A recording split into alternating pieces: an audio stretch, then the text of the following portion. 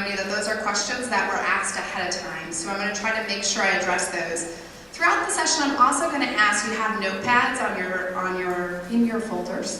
If you can, throughout, if you have additional questions, chances are we'll hopefully address them throughout. But if not, please write them down. And there are going to be a couple checkpoints during the presentation where we're going to have some of our friends up at the front table go around and collect all those questions and kind of organize them. And if there are ones that we aren't going to, or that we haven't planned to address, that we will then address them. Okay, so please go ahead and take notes, and I can make this PowerPoint available on the ICTM website that's available this year. So don't feel like you have to write down everything that the PowerPoint says. Okay? So just kind of an overview of PARCC is, right now it's made up of about 19 states, DC, the Virgin Islands are all a part of it. Unfortunately, when we do item review, we haven't been able to go to the Virgin Islands. And the goal is to develop these high-quality math and English language arts assessments. So the Common Core standards are here, and because they're here, we need better tests that align to them. And unlike current tests, PARCC is engaging in that critical thinking and the problem-solving skills. So I think this is a great slide. It's one of my favorites. It says PARCC is designed to reward quality instruction aligned to the standards. And Doug Savdi is one of the head people over at PARCC, and he always says, it's okay to teach to the test if the test is worth teaching to. And I think that's a great line, because PARCC is saying that what we are going to do is you don't have to stop what you're doing to teach to the test.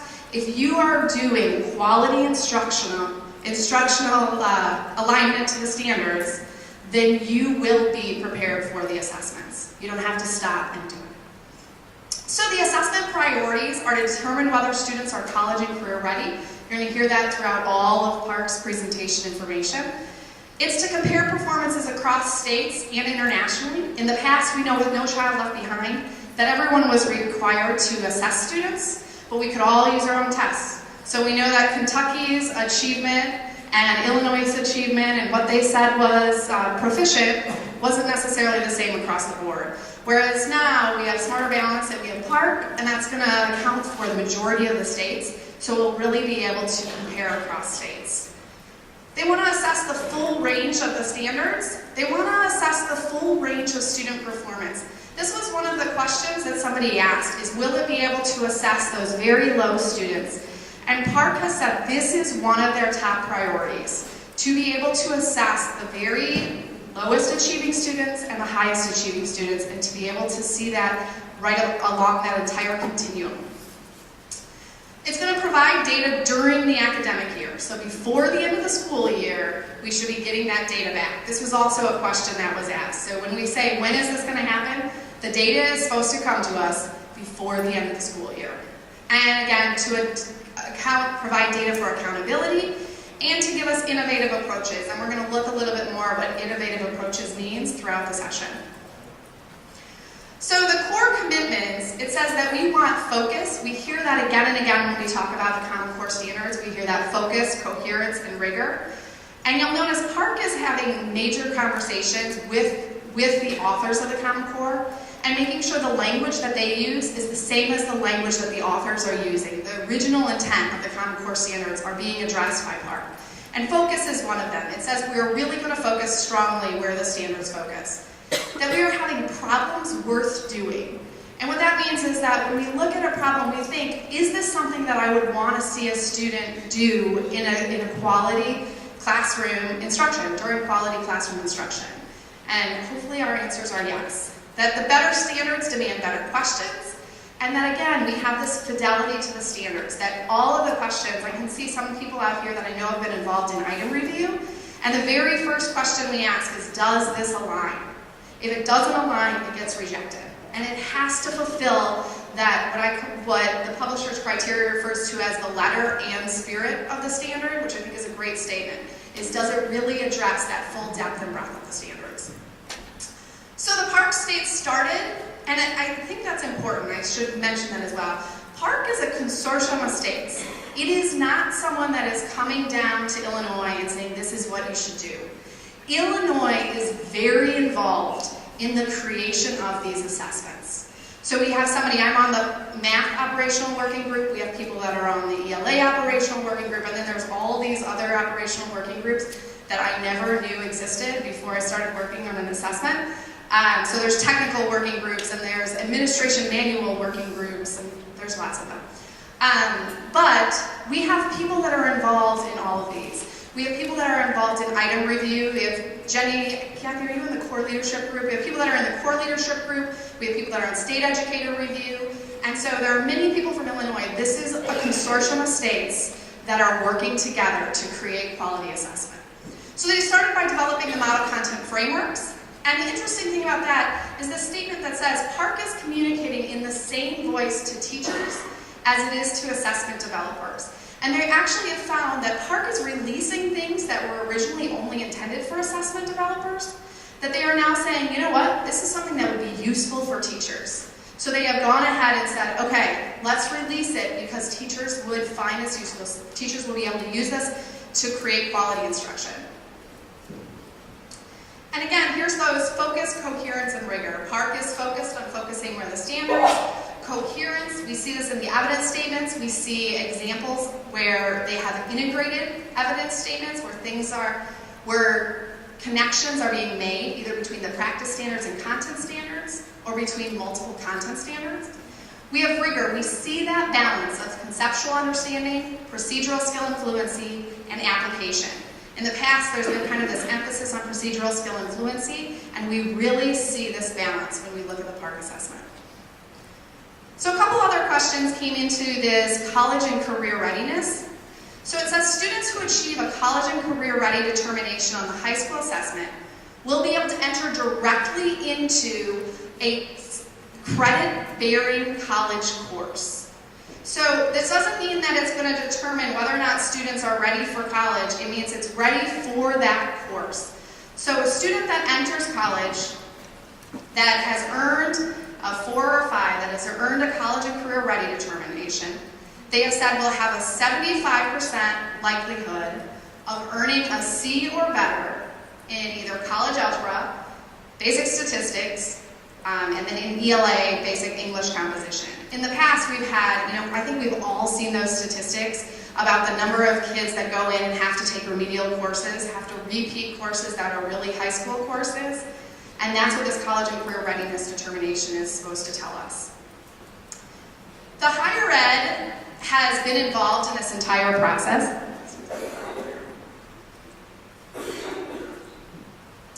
So higher ed is also involved. We have higher ed members on the operational working group. Higher ed is involved in item review. We have a content technical working group. There's lots of acronyms out there, so CTWIG means something to me. The content technical working group is a bunch of mathematicians that are out there that they have included in the entire process.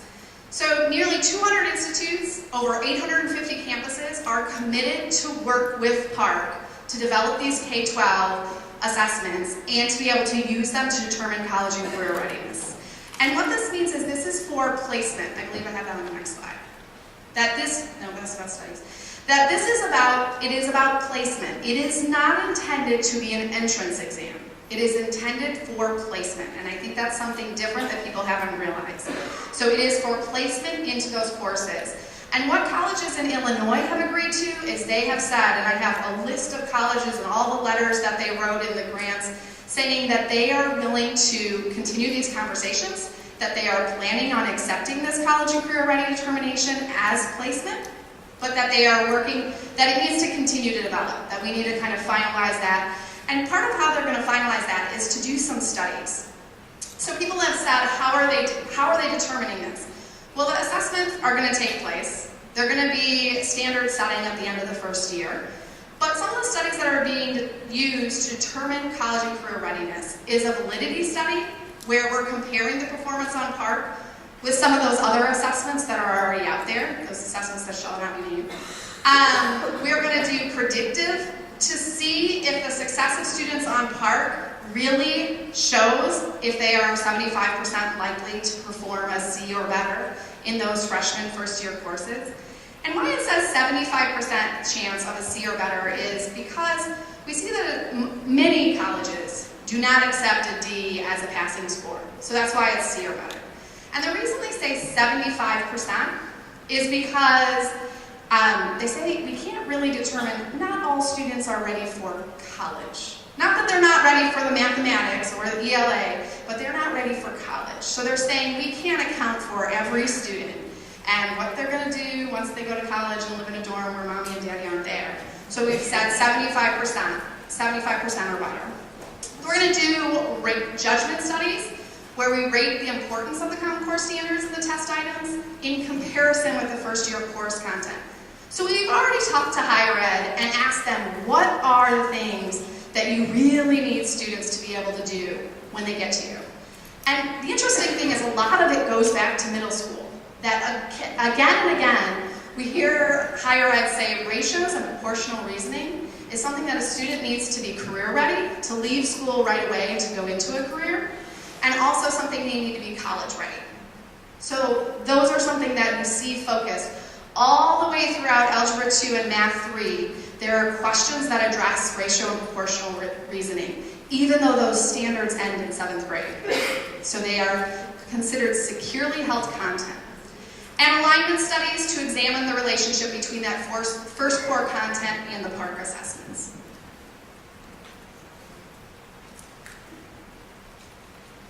A college and career ready determination helps to decide if a student has mastered those core competencies. This is something that was asked again and again. This is a criterion-based test. This is not a norm reference test. So it is about whether or not they are mastering those core concepts, the Common Core State Standards, whether or not they are ready for entry-level credit-bearing courses. A college and career ready determination does not determine admission to a college or university. It does not replace the college and university's current test to place students, and it addresses the non-traditional students. It does not, address those non-traditional students. And they have said the same thing. For a student who takes Algebra 2 freshman year and then never takes another course, colleges have said, I'm not sure that we're okay with accepting that. And PARCC says, yeah, we understand that. That there are certain expectations that a student maintains and continues their mathematical career. There are performance level descriptors, also known as PLDs. If you haven't seen these, this is a document that they're going to talk a little bit more. Kathy Felt and Twani Roberts are presenting on PARCC also this afternoon. They're going to talk a little bit more about the performance level descriptors. If you haven't seen these describe what a student needs to know and be able to do to earn a 2, a 3, a 4, or a 5. So a 5 is considered distinguished command, a 4 is strong command. Both a 4 and a 5 are considered either college and career ready or on track for college and career ready. I see a lot of people writing down. Do you want me to go back to this slide? Some people were writing something down from this slide. And so what the performance level descriptors say is they tell us what does a 2 look like, what does a 3 look like, what does a 4 look like, and what does a 5 look like. They don't tell us what a 1 looks like because a 1 looks like a student who doesn't know how to do the problem, doesn't know how to do the mathematics. So a 1, a 2, and a 3 tells us that a student needs intervention. It tells us that a student is going to need some help to make it to college and career ready by the time they are a junior in high school. So again, level 5 is distinguished, level 4 is strong, level 3 is moderate, level 2 is partial, and level 1 is minimal. And there are some general PLD information, and then there's also grade level, content-specific performance level descriptors. And what those do is they actually lump together some of the standards that kind of fit together. They're not necessarily the specific clusters or the domains. They're ones that kind of integrate together and said, this is what a student should be able to do to earn a 2, a 3, a 4, or a 5. And you're going to see some of those things. I recently was looking at ratios and proportional reasoning in 7th grade, and it says, for all of those students, a 2, a 3, a 4, and a 5, all of those students should be able to identify if something is a proportional relationship. So even a 2 should be able to identify that. And so that's in all 4 columns. And then obviously a 5 has additional information.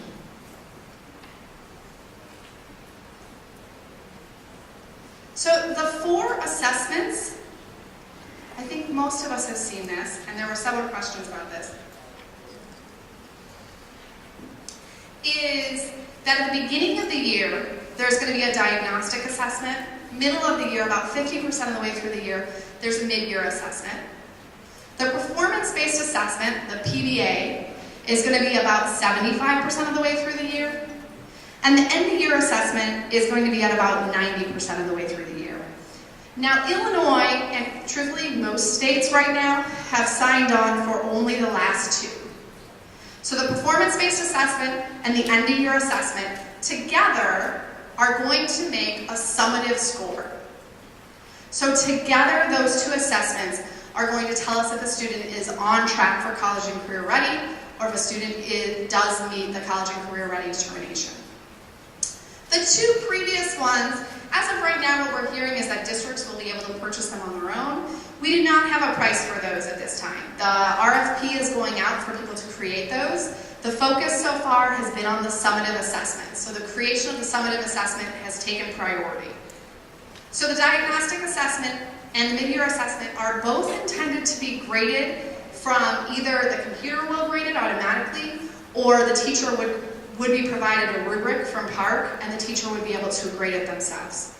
So that information, so people have asked, when will we get that information back if a student does the diagnostic or mid-year? And you will get it back as fast as you grade it. So that information will be right there. And so some of it will be computer-based, and so it will be right there. Now, the performance-based assessment and the end-of-year assessment, what we have heard is that will be available by the end of the year. So before the school year is over, we should be getting those scores back. So again, 75% of the way through the year, 90% of the way through the year, that score will be at between that 90 and 100%. So you should be able to use those. ELA has this extra stuff down at the bottom, which I don't talk about. Alright, so then, PARCC is based on evidence-centered design. I'm going to go over just a little bit of this, and again, Kathy and Twani, we kind of coordinate a little bit. They're going to talk a little bit more about this afternoon if you want to know more information about it. But what PARCC has said is that we're starting with claims. So these claims are kind of these overarching ideas that are too big to necessarily specifically be measured, but they're these things that we want students to be able to do. And the major claim for both ELA and math is that students are college and career ready.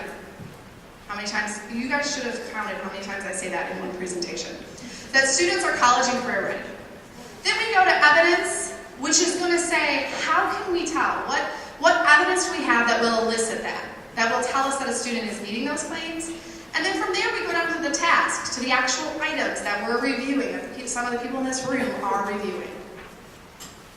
So the claims, again, the master claim is college and career ready. And then the 5 subclaims, kind of small, so I'm going to go ahead and read them. I'm trying not to read too much off the slides. Subclaim A is that students solve problems involving the major content for their grade level with connections to practices. And you'll see that practices are included in all of these.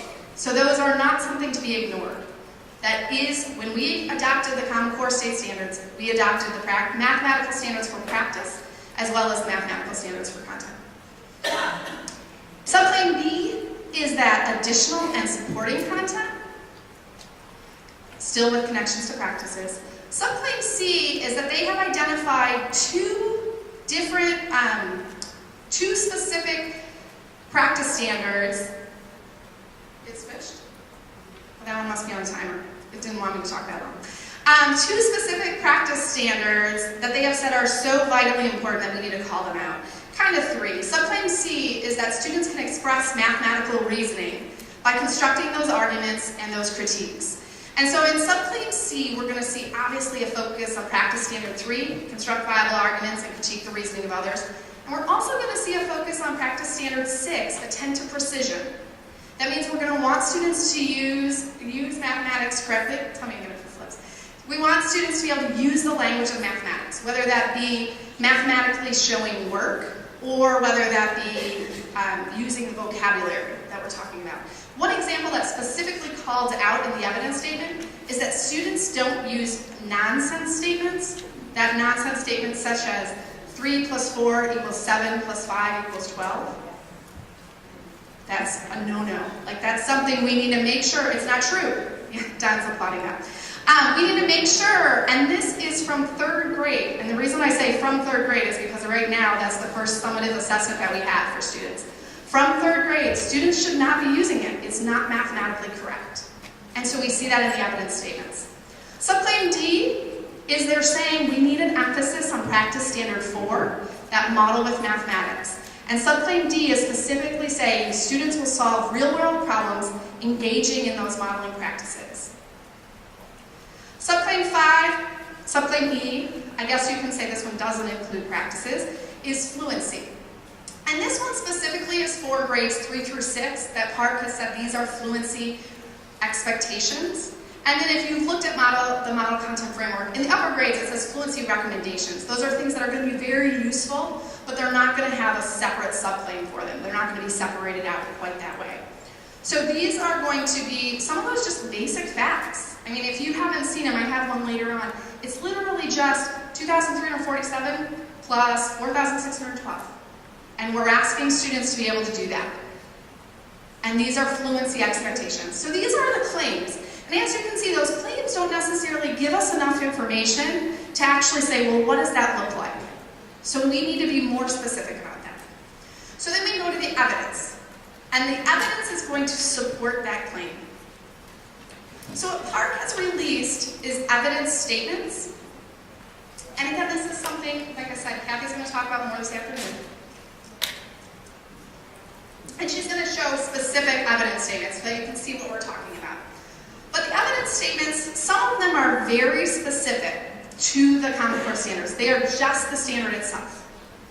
Some of them are, and I think we all know some of those standards that are just too long or that are too meaty or whatever we want to say. Some of those are broken up. And we're saying we want to hold our vendors responsible. We want to hold our item developers responsible and make sure they address all of those parts of that standard. So some of them have been broken up into more than one standard. We also have that integrative statement, that coherence being the second major shift, and said that some of these, we need items that go across content. And there are times where we see that go across an entire domain, go across an entire grade level, go across a cluster, but they have said we need to see connections between these, and if we only assess these items discretely, we aren't going to be able to see that. And then the fourth ones are really two different ones. Those are subclaims C and D. So there are different evidence statements that are specifically addressing reasoning. And those evidence statements are kind of broader. One of them is to, distinguish correct reasoning from that which is flawed and provide a correct answer if it's necessary.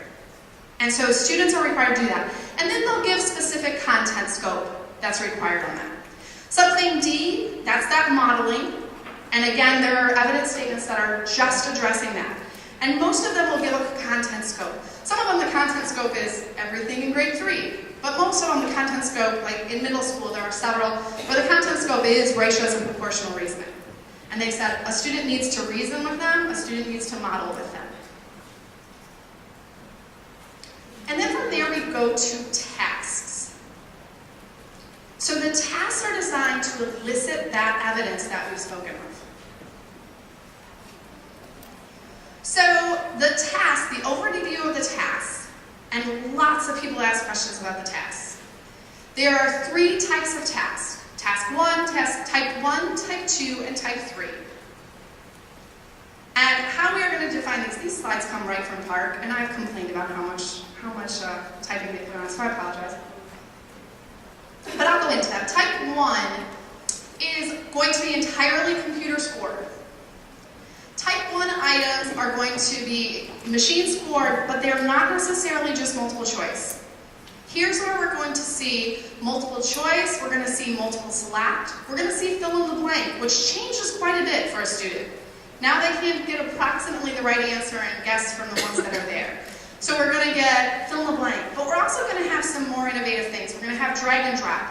We're going to have drop-down menus. We're going to have items where students actually have to plot points. We're going to have items where students have to graph lines.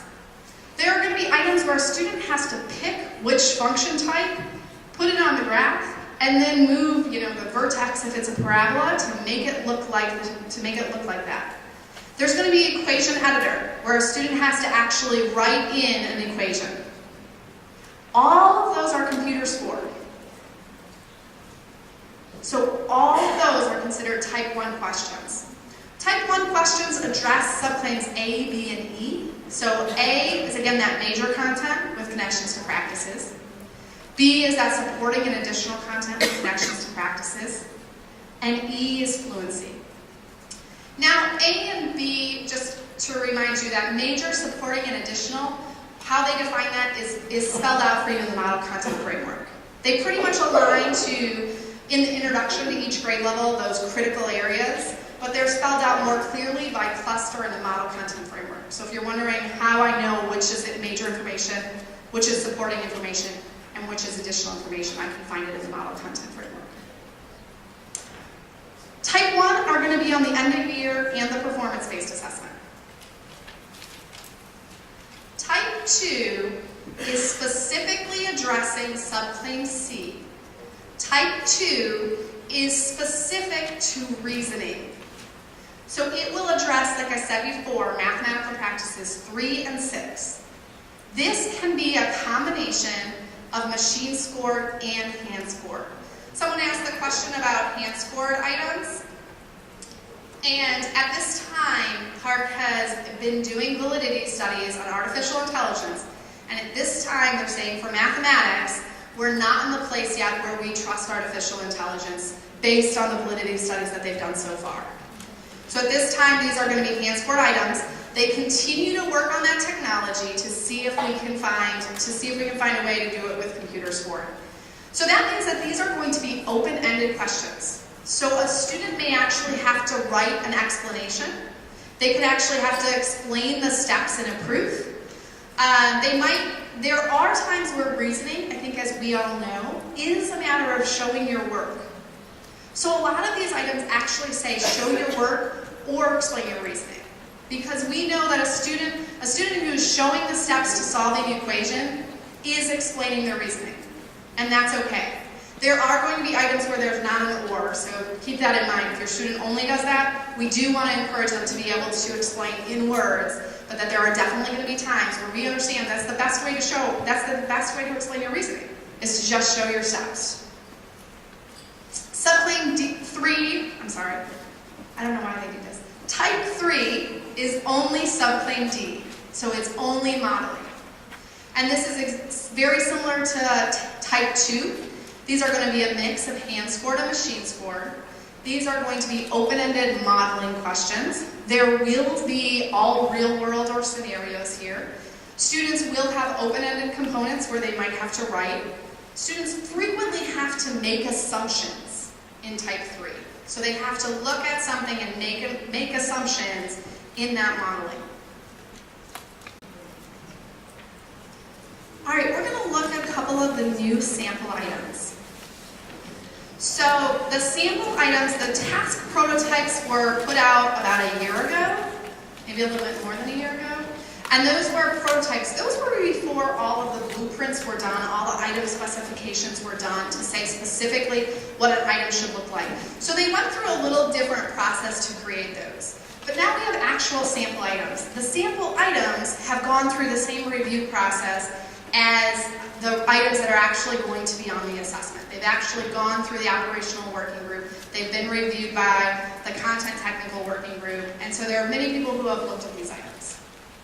So, first one I want to show you is the one that I was just talking about. Obviously a fluency question. I would give you time to do the answer, but I'm confident that you can figure it out. Obviously a fluency question. This is a type 1. It's a fill in the blank. Notice how the level is different than a student who would just have to do a multiple choice here. Significantly different. A student who gets an approximate answer by multiple choice would not get this answer correct. Now, having said that, there are multiple choice on the test. I don't want to kind of put that out there that there are no multiple choice. They are what I consider quality multiple choice items, but there are multiple choice items out there. There are also multiple select, which are sometimes some of my favorite items, where students have to pick 2 or 3 answers. Type 2, I am gonna, how many of you cannot read that? Okay, we people wait. I want to give you a minute to actually look at this problem and go through this problem and think about the reasoning that you have to use to do this.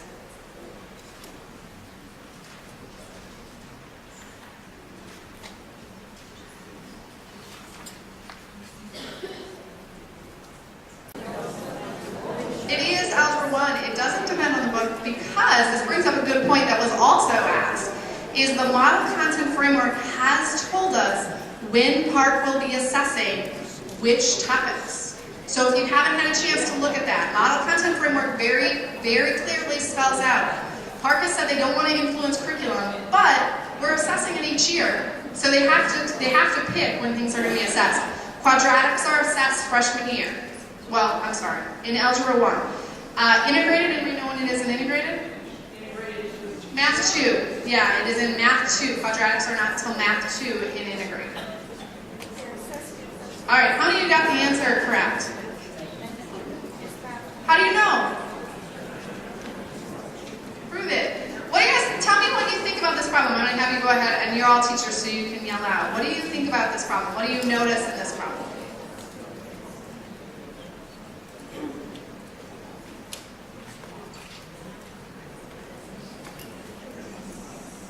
Kevin? It involves understanding. Is this just a matter of, here's the shift, tell me where the vertex is? No, a student really has to think about it. Yeah?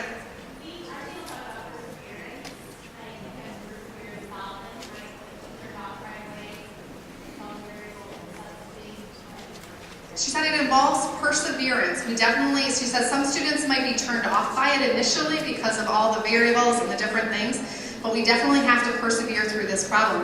Notice this is a type 2 problem, which is that reasoning problem. So students should be using Practice Standard 3, construct viable arguments and critique the reasoning of others. I think that's pretty clear. They should also be using attend to precision. That means in their explanation, they should be using appropriate grade level vocabulary. But that doesn't mean those are the only practice standards addressed, and I think what was just brought up here is very true. I can see, make sense of a problem, and persevere in solving it. There are definitely multiple parts here the student has to do. Anything else anyone would like to add? Yeah? I was just using this problem. Thank you.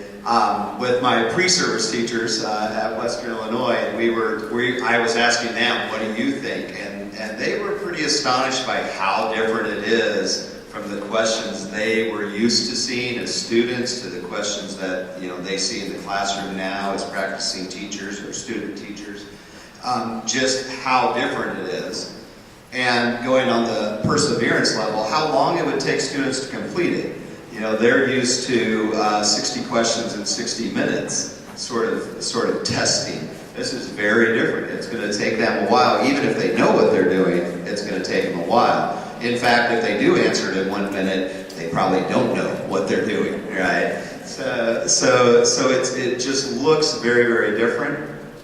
The other thing that I talked about with mine, and it was sort of scary, was what do you think the success rate would be for your Algebra 1, Math 2, that sort of thing. Because right now, many of our students just wouldn't even know how to start on that. I think they would be a little bewildered, and the problem solving and the perseverance that was mentioned becomes critical. That they need to read it again carefully, look for key ideas, then sort of develop a strategy. That's not what they're used to. Absolutely, and I think that we can mostly agree that a student that can do this is good instruction. So it goes back to the idea of, I can't test prep a kid to be able to do this problem. A student has to have understanding to be able to do this problem. I don't need to take time out of my classroom to teach this problem. This is the type of problem the Common Core demands. This is the type of problem, the understanding, the reasoning that a student should have.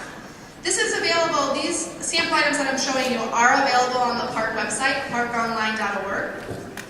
So you can get them there. It also comes with an annotation, I guess, that explains a little bit of the thinking that went behind the creation of the problem, that does give the answer, gives a possible, gives the rubric that would be used, as well as gives some sample student responses.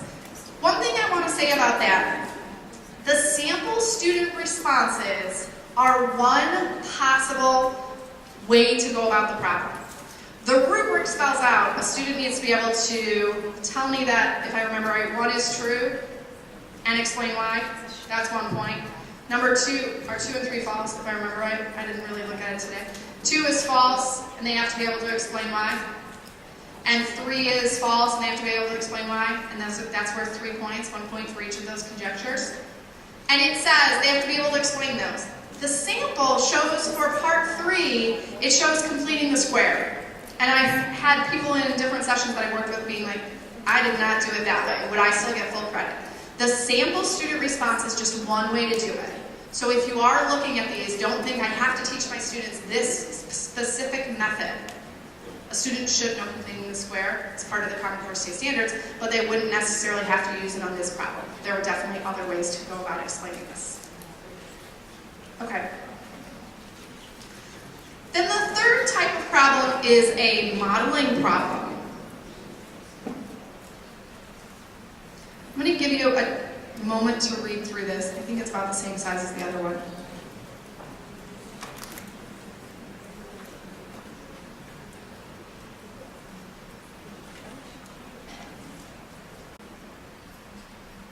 Then part A asks the students, first of all, to identify which of those models is linear, which model is quadratic, and which model is exponential. That's part A. In part B, it asks the students to consider which model is the best model. And then I believe part C asks them to create additional information from the model that they chose. Which also brings up another good point, is there would be dependent scoring on this. So if a student misses, a student says, you know what, linear is the best model for this, and then they answer part C, and when they answer part C, they say, well, an additional data point would be such and such. That could be allowed if their answer was based on previous work. So the same as you, again, good instruction. The same as you do with your students. If a student makes a negative mistake instead of a positive mistake in part 1, you don't have the entire problem wrong. You take that mistake and you say, okay, they did everything else right. This student is showing some understanding. They deserve some credit. The same thing is true on this. So the rubrics reflect that. And this is a type 3 problem. I'm going to give you a minute to discuss with your tables anything you've noticed on this problem.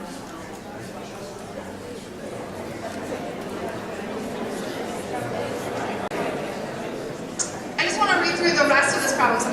Dana just pulled it up for me, so I'm just going to read through the rest of it because I think it really gets into that reasoning. It asks us to identify which is linear, which is quadratic. It asks us to identify which is best, and I think this is interesting. It says for the range of times from 0 to 250. There's a typo. I'm going to go back and yell at some. It changes the variable during it. And then it says, explain, not only that, pick which one is best, but explain why the other ones aren't. Explain why the other ones aren't good models. And then it says, construct that function. So find the equation of that function. Show your work, use function notation. So it definitely gets into more depth. So even these modeling ones go into, students have to reason through them as well. Yeah.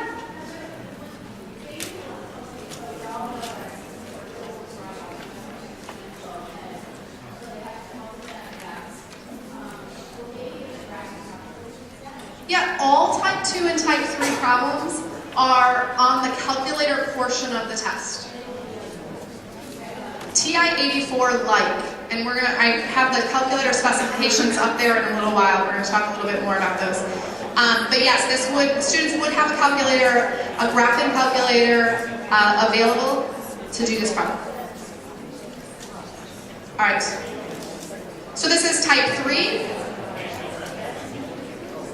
Another one I have up here, I'm not sure that we need to go through it. I found that this one was copied not very well.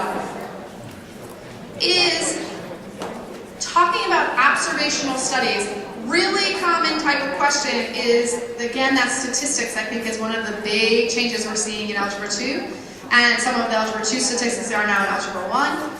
Is this observational study versus random study versus sample study, observational study, and what's the third one? Something. What is that? I can't remember the third one. It's in one of the standards. So the students are required, here's where we see part A in this problem. We see again kind of this drop-down menu where students have to pick, is it a causal situation? Is it correlation? And then what can we generalize? Can we generalize about just the people in the study? Can we generalize about the whole population? Can we generalize just for people who are over 40? And then we see, again, more drop-downs that are included in Part B. What should we ask, if we want to create another study, what should we ask the control group to do? How should we pick which people are in which control group? Or which group? And then the last thing I want to talk about before we kind of give you a chance to write down some questions is it's asked how does the scoring take place? And what we have so far, what is currently in item specification, is that grades, the total points is up top. I'm not sure why they didn't do like 100, something easy. So grades 3 through 8 are out of 82. Grades, Algebra 1, Geometry, Math 1 and Math 2 are going to be 97 points. And then the culminating course, Algebra 2 or Math 3, is going to be 107 points. And where those points are allocated is subclaim A, that major content. Elementary and middle is 37, and it says approximately. This is, these are still a little bit in flux. Some of the grades are a point or two here or there. High school is approximately 42.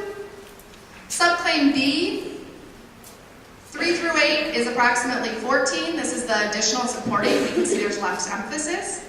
High school is approximately 23.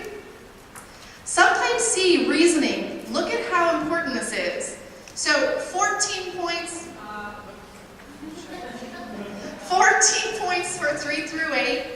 14 points for high school, and there are an additional 4 points for what is that college and career ready. So that Algebra 2 and Math 3, in order to get an appropriate college and career ready determination, they have a couple additional questions to address all of those other topics students should know. So they are going to be broader questions that help determine that college and career ready. So there's a different additional 4 points in reasoning. Subclaim D, we have 12 points for 3-8, that's modeling. 18 points for high school, and then an additional 6 points for that college and career ready determination in that culminating course. Fluency, again, is only 3 through 6, and that's about 7 to 9 points. Yeah? So subclaim D is type 3 questions, is that right? So a type 3 question, high school, is either 18 points out of 97, and it might be more than one question, or 24 points out of 107. Okay, so we're talking about 20 to 25% of the test in model. Okay. Thanks for pointing that out. Also, so he brought up the question of the point structure. Problems in modeling are between 3 and 6 points. So modeling problems would be between 3 and 6 points. Reasoning problems are 3 to 4 points. Type 1 problems, subclaim A or subclaim B, are actually, a lot of them are 1-point problems, but there are some 2-point problems, there are some 4-point problems. So there are problems that have those multiple parts. All right, so then I want to go ahead. Are people still writing? Yes? Okay. I want to show you around the PARCC website. Just a little bit.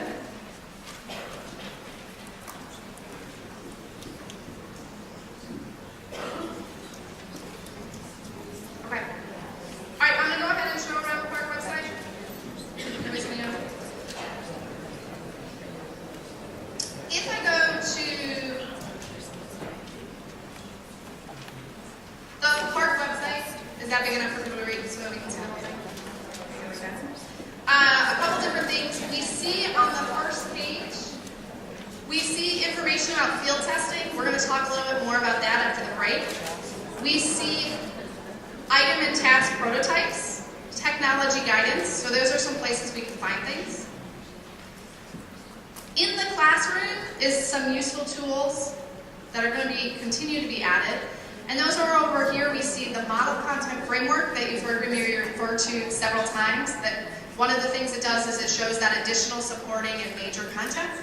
It also gives snippets for each grade level, things to think about for fluency, ways to make connections, etc., etc. In high school, this is where it delineates. It tells us this one standard may be in Math 1, Math 2, and Math 3, or Algebra 1 and Algebra 2, but certain components of it are in Algebra 1, certain components of it are in Algebra 2, such as, linear and quadratic and exponential with domains in integers are in Algebra 1. Almost everything else is in it. Almost all the other functions are in Algebra 2. Logs, trig, other polynomials. No, Algebra 1 also has that square root, cube root, and piecewise. So we see other tools here. If we go to the PARCC assessment,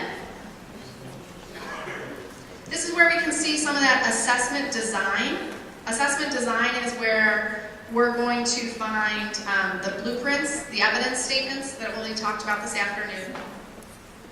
We're also going to find down here, again, this is under PARCC assessment. We're also going to find along the side, it gives us several different things. I encourage you just to kind of explore, but it shows us the task prototypes and sample items.